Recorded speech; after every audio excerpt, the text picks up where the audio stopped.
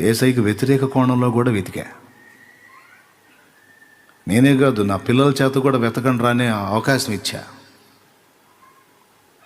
వేరే పుస్తకాలు ఇచ్చి, నేను గతంలో నమ్మిన భక్తి మార్గంలో వాళ్ళ చరిత్రలు ఇచ్చి చదువు నాయన అంటే పుస్తకం ఇస్తే వాడు చాలా అండర్లైన్లు చేసుకొని వచ్చాడు. నేను మొక్కిన దేవతల జీవితాల్లో లోపాలు పాపాలు. కొద్ది రోజులు చదివినాక వీడి అచ్చంగా చదివితే పాడయ్యేటట్టున్నాడని, తేడా పడేటట్టున్నాడని ఇది బైబిల్ కూడా ఇచ్చి యేసు ప్రభువులు కూడా లోపాలు వెతుకురా అన్న. యేసు ప్రభువులు కూడా లోపాలు వెతుకురా అని ఇస్తే వాడు బైబిల్ యేసు ప్రభు జీవితం కొంత చదివి నా దగ్గరికి వచ్చాడు.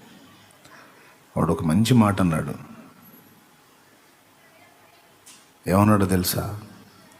అంతకుముందు నువ్వు ఇచ్చినటువంటి వాళ్ళ చరిత్రలు చదివినప్పుడు కామ వికార చేష్టలు, హేయమైన క్రియలన్నీ నాకు అభ్యంతరాలుగా కనిపించిన అండర్లైన్ చేయగలిగాను.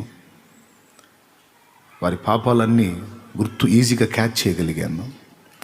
కానీ యేసు ప్రభు జీవితం చదువుతున్నప్పుడు ఆయనలో పాపాలు కనిపెడదామని వెతుకుతూ ఉంటే, ఆయన జీవితం చదువుతున్నప్పుడు నా పాపాలు నాకు కనపడతానే నాన్న అన్నాడు.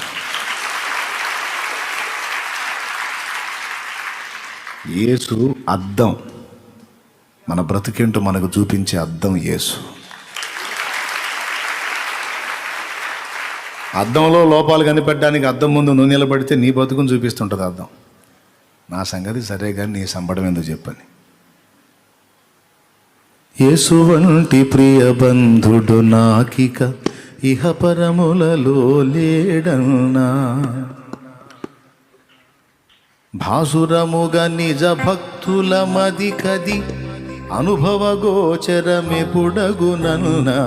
యేసు వంటి ప్రియ బంధుడు నాకిక ఇహపరములలో లేడన్నా, యేసు వంటి ప్రియ బంధుడు నాకిక ఇహపరములలో లేడన్నా, భాసురముగా నిజ భక్తుల మది కది అనుభవ గోచరమెపుడగునన్న, భాసురముగా నిజ భక్తుల మది కది అనుభవ గోచరమెపుడగునన్న.